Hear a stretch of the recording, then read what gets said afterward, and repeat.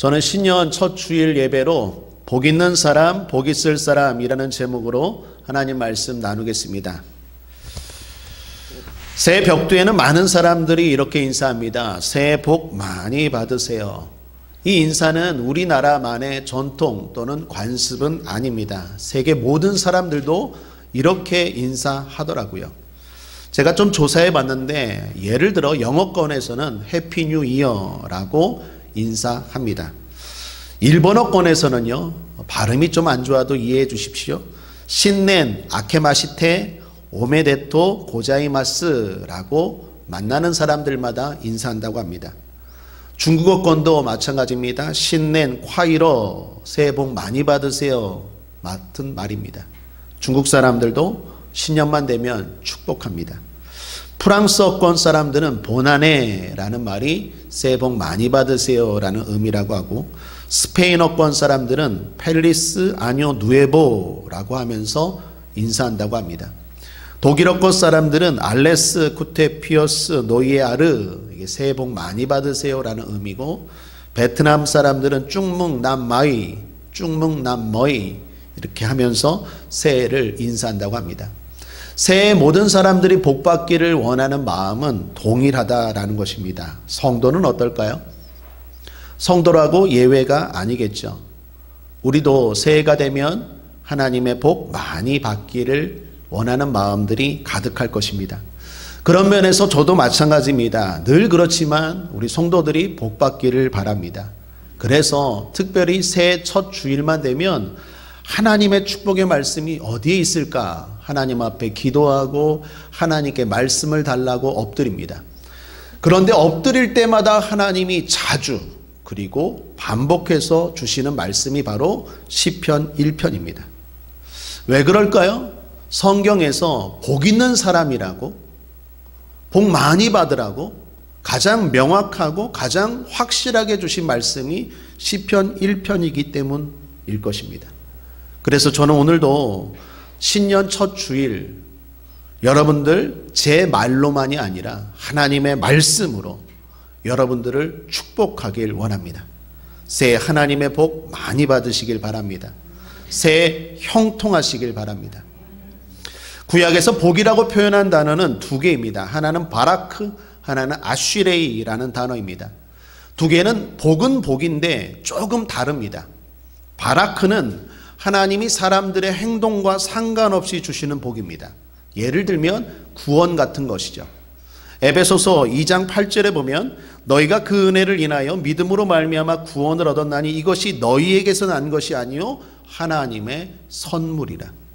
여러분, 구원은 우리에게서 우리의 노력으로 된 것이 아니라 하나님의 은혜로 된 것이고 하나님의 선물입니다. 바라크 같은 것이 바로 그러한 복입니다. 그런데 아쉬레이는 다릅니다. 이 복은 하나님 말씀에 순종하는 자에 대한 보상으로 주는 복입니다. 그러므로 이건 각자가 다르겠죠. 하나님께서 일방적으로 주시는 바라크와 달리 각자가 어떻게 살았느냐에 따라서 얻는 복이 바로 아쉬레이의 복입니다. 그러니까 오늘 시편 1편의 복이 바라크가 아니라 아쉬레이예요. 구원받은 사람, 바라크라면 형통한 사람이 바로 아쉬레이다라는 것입니다. 그러므로 우리의 목표는 분명하고 확실합니다. 제가 여러분들께 축복하는 내용은 분명하고 확실합니다. 2021년도에도 구원 받으십시오라는 얘기가 아니겠죠. 우리는 지금 죽어도 천국인 줄 믿습니다. 아멘입니까? 하나님의 손에서 그 어떤 누구도 하나님의 자녀를 빼앗을 수 없습니다. 한 번 구원은 영원한 구원입니다. 제가 2021년도 여러분들께 축복하는 것은, 또 여러분들이 서로 축복하는 내용은 구원에 대한 바라크는 아닐 것입니다. 바로 형통에 대한 이야기일 것입니다. 그러므로 복 있는 사람에서, 구원받은 사람에서 복 있을 사람, 형통한 사람으로 2021년도 나아가기를, 발전하기를, 복되기를, 형통하기를 주님의 이름으로 거듭 축원합니다. 이러한 형통한 사람을 오늘 성경에서는 시냇가에 심은 나무다라고 표현합니다. 왜 이렇게 표현했을까요? 조금 살펴볼 의미가 있습니다. 먼저 시내라는 단어가 우리가 생각하는 자연적으로 생긴 시냇가가 아닙니다. 그런 시냇가는 히브리어로 와디라는 단어를 씁니다. 그런데 여기서 쓴 시냇가라는 단어는 와디가 아니라 팔게마임이라는 단어입니다. 이 단어는요, 인공적인 관계 수로를 말해요. 그러니까 자연적으로 생기는 게 아니라 누군가 의도를 가지고 인위적으로 만든 시내다라는 거예요. 누가 만들었을까요? 하나님이 그토록 의도를 가지고 만들었다라는 거예요. 또 하나 주목할 것은 시냇가라는 단어의 수입니다. 단수가 아니라 복수형입니다. 이것이 의미하는 바는 시내가 한쪽 물길이 마르더라도 다른 물길을 통해 언제나 물을 공급받는다라는 의미로 복수형을 썼다라는 것입니다. 사랑하는 여러분, 하나님의 축복이 그렇습니다. 한쪽이 막히면 다른 쪽을 여십니다. 그래서 어떤 방법으로도 하나님이 축복하시겠다고 마음먹으면 그 사람은 반드시 형통할 수밖에 없다라는 것입니다. 어떤 동물과 관련된 책을 보니까 토끼도요, 동굴을 3가지가 준비했대요. 그러니까 이 동굴이 막히면 두 번째 동굴이 막히면 세 번째 동굴로 간대요. 미물인 토끼도 방법이 3가지인데 하나님의 방법이 1가지밖에 없겠습니까? 하나님의 방법은 셀 수 없습니다. 우리를 축복하시고자 하는 마음만 있다면 어떤 방법으로든 하나님이 우리를 축복하신다라는 것이 시냇가라는 단어가 복수형이라는 의미입니다. 또 하나는 심은입니다. 심은 옮겼다라는 거예요. 하나님이 의도를 가지고 옮겼다라는 것입니다. 그냥 씨가 떨어져 자란 나무가 아니라, 그냥 산과 들에서 나는 잡목이 아니라 하나님이 그곳에 심었다라는 것입니다. 사랑하는 여러분, 하나님이 형통의 길로 인도하신다는 것입니다. 그러므로 종합해 보면 하나님이 의도하시고 하나님이 풍성케 하시고 하나님이 인도하시는 사람이 시냇가에 심은 나무인데 그 사람의 형통은 막을 길이 없다라는 거예요. 2021년도 그러한 축복 받게 되길 바랍니다. 그렇게 하나님이 축복하시는 사람의 형통의 특징이 있습니다. 3가지인데 하나는 완전입니다. 하나님이 축복하시면요, 영, 혼, 육 모든 면에서 완벽합니다. 한쪽만 축복하지 않습니다. 하나님이 모든 것을 다 복되게 축복하신다라는 것입니다. 그걸 우리는 영혼이 잘된 같이 범사가 형통하고 강건할지어다라고 표현하죠. 전인적인 축복이라고 말하죠. 모든 면에서 완벽한 축복입니다. 흔히 제가 말하는 부작용이 없는 축복입니다. 제가 여러분들 자주 이 말씀 가지고 축복하죠. 잠언 10장 22절 여호와께서 복을 주심으로 사람으로 부하게 하시고 근심을 겸하여 주지 아니하시느니라.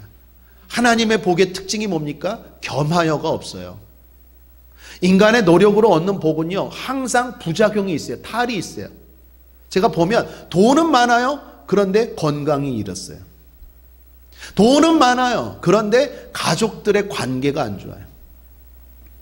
돈은 많아요. 그런데 사회적으로 존경을 못 받아요. 인간적인 부함, 인간적인 힘으로 얻은 것들은 다 부작용이 있고 탈이 있어요. 겸하여가 있어요. 그런데 하나님이 복을 주시면 모든 면에서 완벽한 축복이다라는 것입니다. 부하기도 하고 건강도 하고 부하면서 가족이 행복하고 모든 면에서 부족함이 없는 하나님의 축복이다라는 것입니다. 또 하나 하나님의 형통의 특징은 초월입니다. 하나님의 축복은 모든 것을 초월하는데 시대를 초월합니다. 다니엘이 그랬죠. 다니엘서 6장 28절에 보면 이 다니엘이 다리오 왕의 시대와 바사사랑 고레스 왕의 시대에 형통하였더라. 하나님의 복의 특징은요, 시대를 초월해요. 정권이 바뀌어도, 대통령이 바뀌어도 그 사람이 하나님이 복을 주시고자 작정하면 그 사람의 형통은 변함이 없어요. 보수가 정권을 잡던 진보가 정권을 잡던 상관이 없어요. 하나님이 복을 주시고 형통케 하시면 시대를 초월합니다. 부모, 자녀, 후손입니다. 우리 출애굽기에 1000대까지 하나님이 복을 주신다고 했잖아요. 복이 계속 흘러가요. 그게 하나님의 복이에요. 뿐만 아니라 환경도 초월합니다. 대표적인 사람이 요셉이 그랬죠. 창세기 39장 3절에 그 주인이 여호와께서 그와 함께 하심을 보며 또 여호와께서 요셉 그의 범사에 형통케 하심을 보았더라. 당시에 요셉은 종입니다. 그런데 주인이 종의 형통을 보고 부러워해요. 종이 주인을 부러워해야 되는데 하나님이 형통케 하시면 내가 종임에도 불구하고 주인도 나를 부러워한다니까요. 신분과 환경을 초월하여 형통케 된다라는 거예요. 배운 사람들이, 나보다 많이 가졌다고 하는 사람들이 오히려 나를 부러워한다니까요. 하나님의 형통의 축복의 특징입니다. 또 하나, 결과입니다. 하나님이 복을 주신다고 해서 아픔과 역경이 없는 것은 아닙니다. 때로는 만날 수 있습니다. 시냇가에 심은 나무를 생각해 보십시오. 시냇가에 심은 나무라고 해서 비바람이나 설이나 가뭄을 겪지 않는 것은 아닙니다. 다 경험하죠. 그러나 결과를 주목하라는 거예요. 결과는 열매예요. 결과는 푸르름을 잊지 않아요. 결과는 결국 합력하여 선을 이루고 결국 그 사람은 잘 돼요. 마지막이 좋아야 다 좋은 거 아닙니까? 그러므로 모든 것이 합력하여 선을 이루는 하나님의 축복 형통의 특징입니다. 성경 주석가 가운데 윌리엄 바클레이라는 사람이 있습니다. 이분이 목회 초년 시절의 간증, 이야기가 있습니다. 이분이 청력이 별로 안 좋았는데 우울증이 심한, 그래서 자살까지 생각하는 한 여성분을 신방했다고 합니다. 신방을 했는데 그 여인이 이 윌리엄 바클레이라는 목사님에게 이런 말을 하죠. 나는 죽을 거예요. 나는 더 이상 살고 싶지 않아요. 나는 당장 죽을 거예요. 그런데 윌리엄 바클레이 목사님이 목회 초년 때니까 다시 물어보기가 힘들어요. 잘 안 들리거든요. 그럼 뭐라고요? 뭐라고요? 이렇게 물어봐야 되는데 저쪽에서 진지하게 얘기하는데 뭐라고요? 뭐라고요? 말하기가 조금 쑥스러웠나 봐요. 그래서 그냥 좋은 말 했겠지 해서 용기를 주려고 이랬대요. 그렇게 하시죠. 좋은 생각입니다. 저도 그렇게 되기를 바랍니다. 축복합니다. 그러니까 이 여자가 황당한 거예요.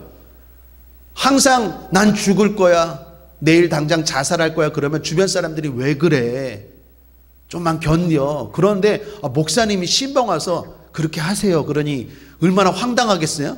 그 여자가 픽 웃었대요. 그런데 그 웃음 하나가 왜 그렇죠? 꽉 막혔을 때는 뭔가 바늘 하나가 쉼이 되는 것처럼 꽉 막혔던 그 마음에 한번 웃음 한번 허허 웃은 게 숨통이 트인 거예요. 생각이 바뀌고 마음이 바뀌고 결국에 나중에 예수도 믿고 그 교회에 집사님까지 되었다라는 간증입니다. 사랑하는 여러분, 분명히 실수죠. 자살한다고 하는 사람에게 그렇게 하십시오 많은 건 잘못된 거 아닙니까? 그런데 하나님이 그것까지도 합력하여 선을 이루시다라는 거예요. 우리에게는 부족한 점이 많습니다. 허물이 많습니다. 허술하죠. 그러나 우리가 담대한 이유는 우리의 실수, 우리의 잘못, 우리의 부족함까지도 하나님의 손 안에 있으면 결국에는 선을 이루고 형통케 될 줄 믿습니다. 우리는 끝이 좋은 인생인 줄 믿습니다. 하나님이 형통하게 하시는 축복의 특징은 이처럼 완전합니다. 초월적입니다. 그리고 항상 결과가 좋습니다. 이러한 축복을 새해 여러분 꼭 받으시기를 주님의 이름으로 간절히 축복합니다. 그러기 위해서 몇 가지 권면하고 말씀을 정리합니다. 첫 번째, 생각부터 다스리십시오. 오늘 1절에 보면 하반절에 오만한 자의 자리에 앉지 말아야 한다라는 이야기가 있습니다. 오만한 자의 자리에 앉지 않아야 합니다. 앉는 것이 있어야 됩니다. 안 하는 것이 있어야 되죠.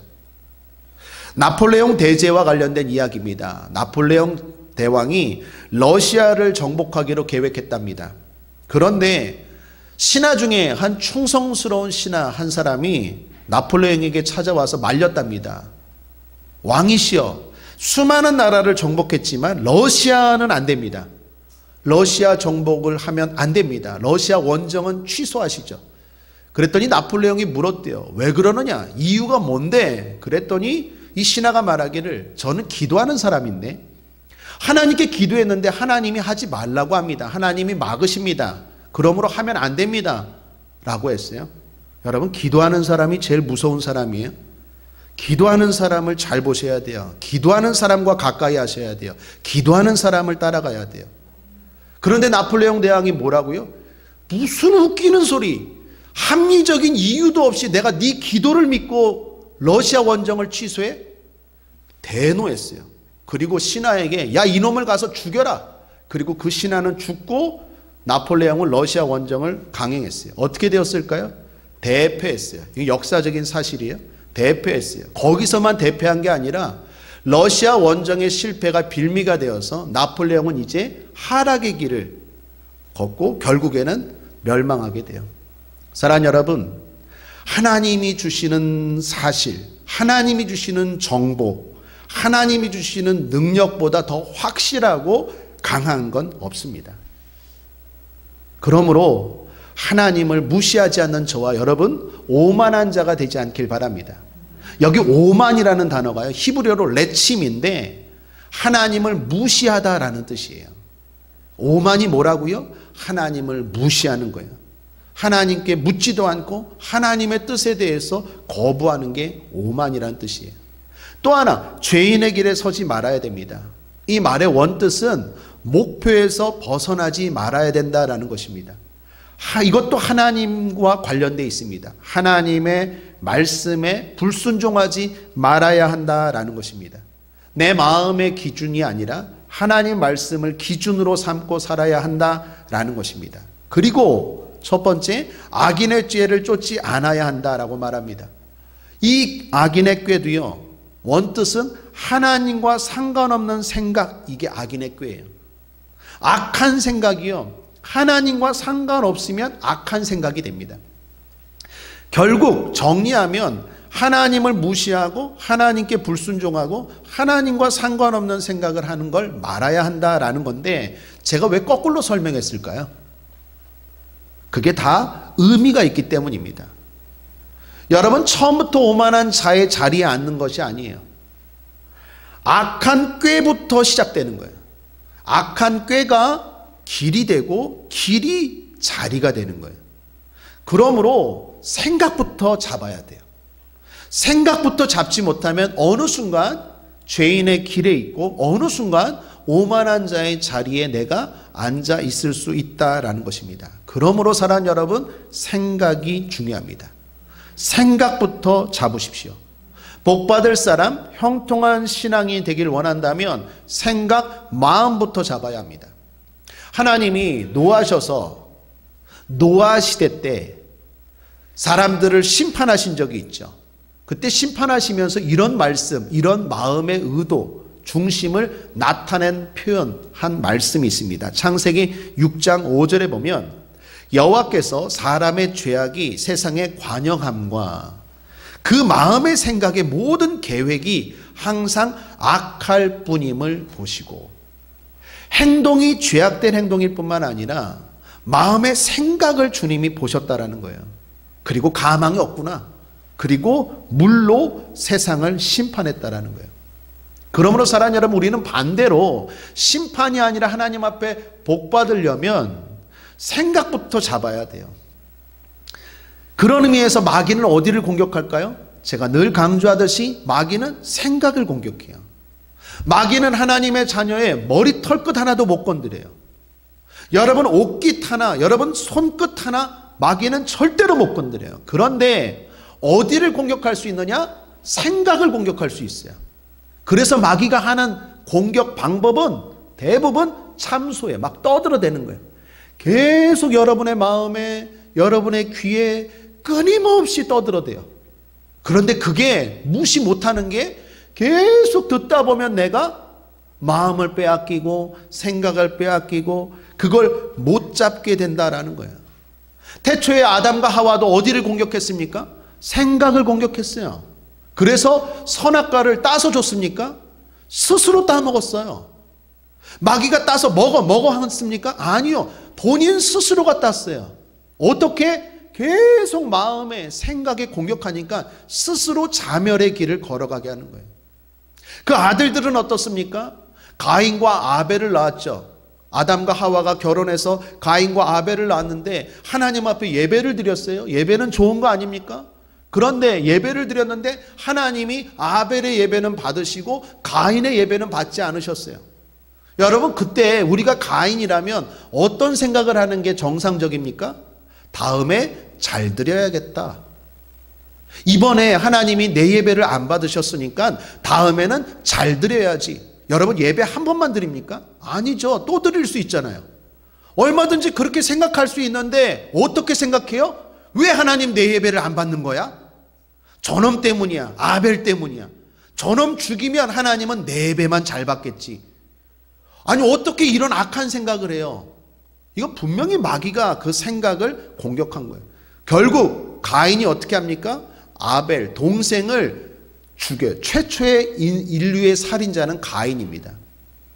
예배드리고 나서 살인했다니까요. 이게 말이 돼요?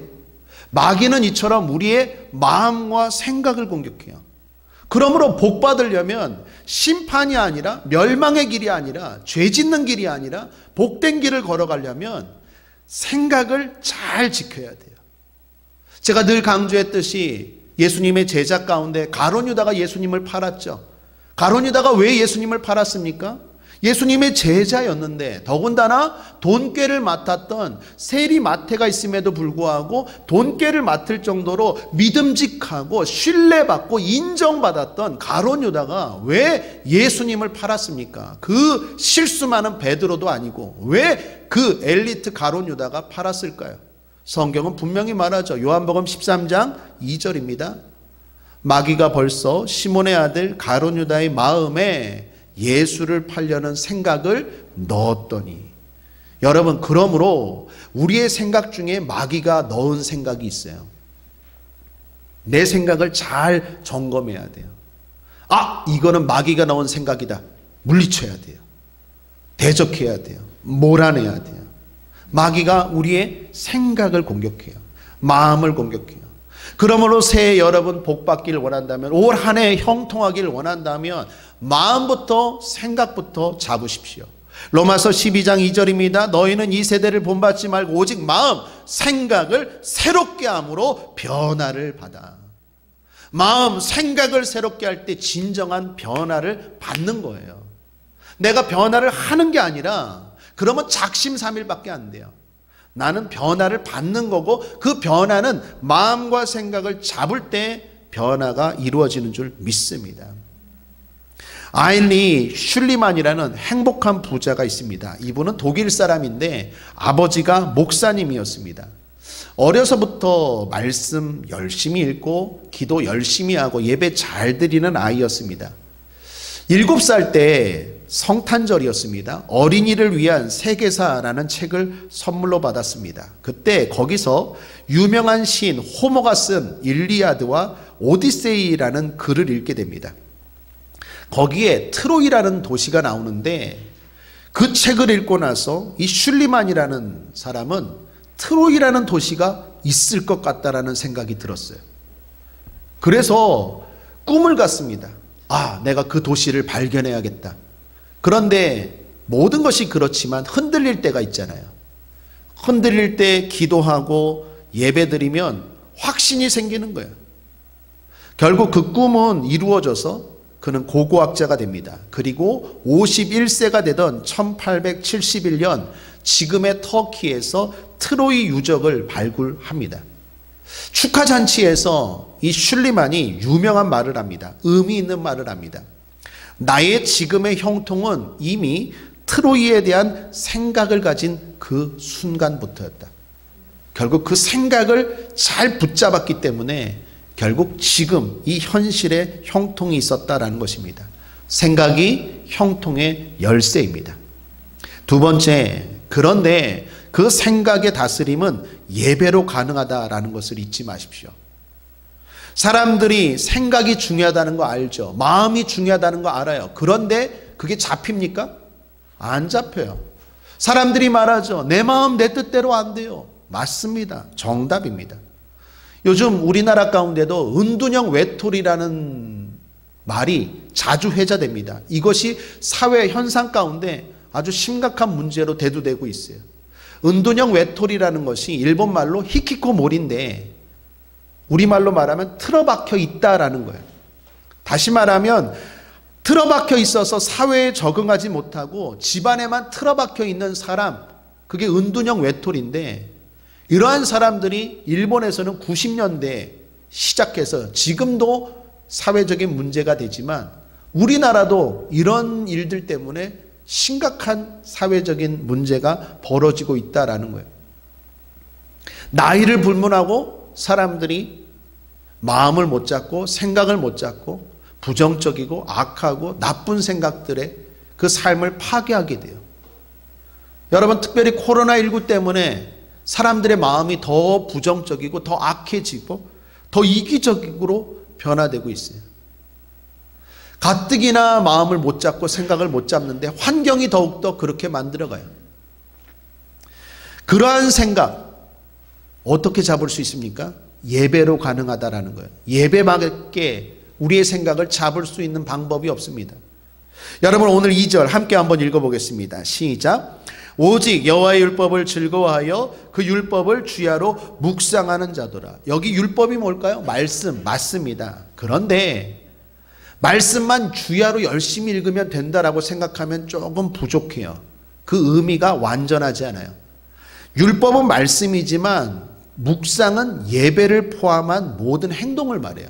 그래서 2절은요, 말씀을 주야로 열심히 읽어야 된다라는 게 아니라 정확한 뜻은 하나님 앞에 예배드려야 된다라는 거예요. 어떻게? 오직이에요.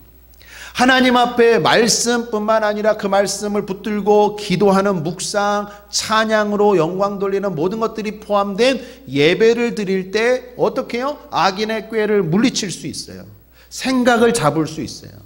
예배가 내 마음을 붙잡아요. 여러분 경험해 보셔서 아실 거예요. 2부 예배 때도 그러한 분들 많았는데 여러분께도 분명히 그러한 간증들이 많을 거예요. 예배 드릴 때 마음이 바뀌어요. 예배 드릴 때 생각이 바뀌어요. 예배에 많은 유익이 있습니다. 예배 드리면 하나님이 받으세요. 그런데 그 유익 중에 하나가 뭡니까? 예배 드릴 때 5만 가지 생각이 떠나가요. 그 생각 가운데는 잘못된 생각, 쓸데없는 생각, 부정적인 생각, 나를 망치는 생각도 있는데 그러한 모든 생각들이 다 떠나가고 복된 생각만 자리 잡는 줄 믿습니다. 근심과 걱정과 염려의 생각이 물러가고 세상이 줄 수 없는 평안과 용기와 담대함과 희망과 소망의 생각이 우리 마음에 자리 잡는 줄 믿습니다. 그러므로 예배의 성공자가 되셔야 돼요. 예배가 생각을 붙잡습니다. 말씀 들을 때, 찬송할 때, 기도할 때 우리의 생각이 잡히고 복된 생각으로 나아가고 그런 사람 앞에 형통의 길이 열리는 줄 믿습니다. 하나님의 형통을 바라면서 예배를 소홀히 한다? 절대로 불가능한 일이에요. 하나님의 축복은요, 그 사람의 특별히 제단 위에 임해요. 여러분, 아브라함이 열국의 아비가 된 이유가 뭡니까? 이삭까지, 아들까지 바칠 수 있는 그런 믿음의 제단 위에 하나님이 형통의 복을 주시죠. 솔로몬이 어떻게 부귀영화와 지혜가 임합니까? 그가 드린 1000번제 예배 위에 하나님이 응답하시고 축복하시죠. 엘리야가 정성껏 쌓은 제단 위에, 갈멜산 제단 위에 하나님의 능력의 불이 내려서 850대 1로 이기지 않습니까? 여러분, 제단 위에 하나님은 역사하시고 예배를 잘 드릴 때 우리의 마음과 생각을 잡을 수 있다라는 것입니다. 그러므로 2021년도 권면합니다. 예배의 성공자 될지어다. 아웃라이어라는 책이 있습니다. 말콤 글래드웰이라는 분이 쓴 책인데 거기에 보면 수많은 성공한 사람들, 수많은 전문가들을 조사한 책입니다. 이분이 그 사람들을 추적하다가 공통점을 발견했는데 그것이 뭐냐? 1만 시간의 법칙입니다. 그러니까 전기를 다루든 아니면 무슨 법을 다루든 어떤 분야이든 간에 성공한 사람들을 조사해 보니까 그 분야에서 최소한 1만 시간을 있었던 사람들은 다 성공자가 되었다는 거예요. 1만 시간의 법칙. 제가 그 글을 읽고 한번 신앙에도 적용해 봤어요. 여러분, 예배가 중요한데 우리가 얼마나 예배를 드릴까?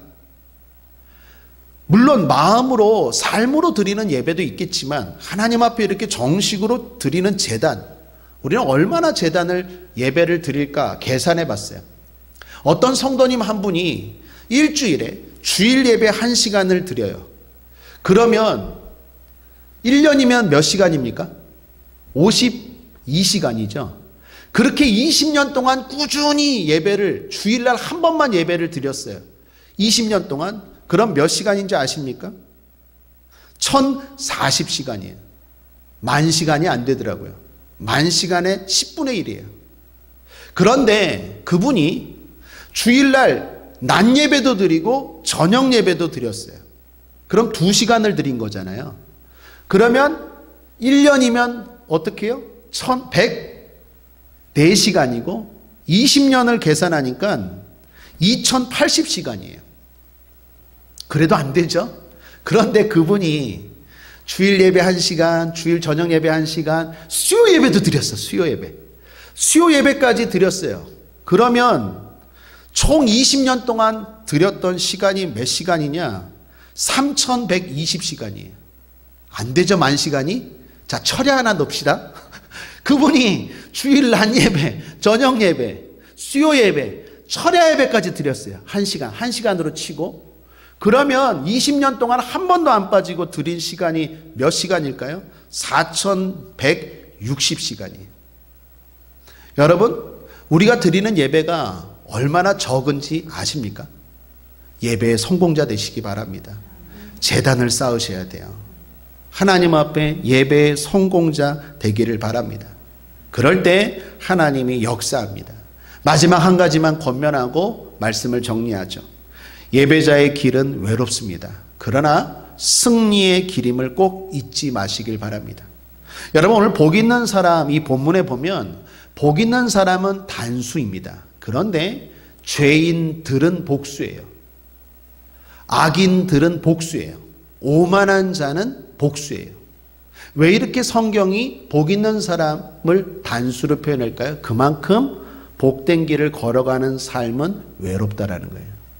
복 받길 원하십니까? 외로움을 이기셔야 돼요. 외로운 영적 싸움을 이기셔야 돼요. 2020년도 하나님의 은혜 가운데 우리 교회가 많은 제단을 드렸습니다. 우리 여러분 잘 알다시피 우리 교회는 목회자가 저예요. 그리고 우리 전도사님 계십니다. 새벽 예배 다 드리고 저녁 기도 다 드리고 수요 예배 1, 2부 다 드리고 철야 예배 다 드리고 그리고 3개월 동안은 특별 기도회까지 드렸습니다. 드릴 때마다 성도님들이 꽉꽉 차고 인터넷으로 꽉꽉 드린 건 아니에요. 어쩔 때는요, 거의 그 가정 예배가 된 적도 많아요. 참 외로웠어요. 그러나 하나님이 한 번의 예배도 빠뜨리지 않고 인천 순복음교회처럼 100명이 넘는 교역자가 있는 것도 아님에도 불구하고 그 모든 예배를 거의 대형 교회와 똑같이 한 번도 빠짐없이 2020년도 다 드렸어요. 2021년도 하나님이 그러한 축복, 그러한 은혜 주실 줄 믿습니다. 그리고 그렇게 걸어갈 때 하나님이 형통케 하실 줄 믿습니다. 올해는 신축년, 소해해라고 하죠. 소의 특징이 뭡니까? 우직함이에요. 우직하게 하나님 앞에 예배드리고 나아가면 결국 하나님이 형통케 하십니다. 사랑하는 여러분, 외로워요. 2020년도 한 해를 돌아볼 때 외로운 예배가 참 많았지만 그럼에도 불구하고 승리하였기 때문에 하나님이 우리 교회와 여러분을 축복하고 계신 줄 믿습니다. 뿐만 아니라 앞으로 더욱더 축복하게 하실 줄 믿습니다. 외롭지만 영적 싸움에서 승리하십시오. 바울이 고린도후서 10장에서 이런 말씀을 합니다. 3절에서 6절 함께 읽겠습니다. 시작. 우리가 육체에 있어 행하나 육체대로 싸우지 아니하노니 우리의 싸우는 병기는 육체에 속한 것이 아니요 오직 하나님 앞에서 견고한 진을 파는 강력이라. 모든 이론을 파하며 하나님 아는 것을 대적하여 높아진 것을 다 파하고 모든 생각을 사로잡아 그리스도에게 복종케 하니 너희의 복종이 온전히 될 때에 모든 복종치 않는 것을 벌하려고 예비하는 중에 있노라. 여러분, 이게 무슨 말일까요? 바울은 모든 생각을 사로잡아 그리스도 앞에 복종케 하는 예배에 성공했어요. 고린도 교회 성도들에게도 말하는 거예요. 모든 생각을 사로잡고 그리스도께 복종하는 예배, 그 영적 싸움에서 승리할 때 결국에는 하나님의 벌이 아니라 그 복종, 그 예배가 온전히 될 때 하나님의 복이 임한다는 거예요. 우리의 싸우는 것은 세상의 싸움이 아닙니다. 영적 싸움이에요. 예배가 바로 영적 싸움이에요. 여러분 예배 드리려고 해보십시오. 그게 쉽지 않을 거예요. 마귀는 어떻게 해서든지 또 마음과 생각을 공격해서 바쁘잖아, 힘들잖아, 어렵잖아, 나중에 드려. 어떤 방법을 통해서든 우리의 재단을 약화시킬 거예요. 코로나19도 마찬가지입니다. 아주 예배 안 드릴 수 있는 좋은 최적화의 조건이 되어버렸어요. 이럴수록 더욱더 우리는 인터넷으로 또 어떤 방법으로도 예배자의 삶을 포기하지 않아야 될 줄 믿습니다. 그럴 때 하나님의 축복이 임할 줄 믿습니다. 사랑하는 여러분, 새해 형통하시기를 주님의 이름으로 축원합니다. 기도하겠습니다. 하나님 아버지, 2021년도 복 있는 사람, 구원받은 사람에서 복을 쓸 사람, 형통한 사람으로 나아가게 하여 주시옵소서. 우리의 생각을 붙잡아 주옵소서. 성령님, 이 시간 예배 드릴 때 우리의 마음을 다스려 주시옵소서. 영적 싸움에서 승리하는 우리 모든 성도들 되게 하여 주셔서 형통케 하여 주옵소서. 감사드리며 예수님의 이름으로 축복하고 기도했습니다. 아멘.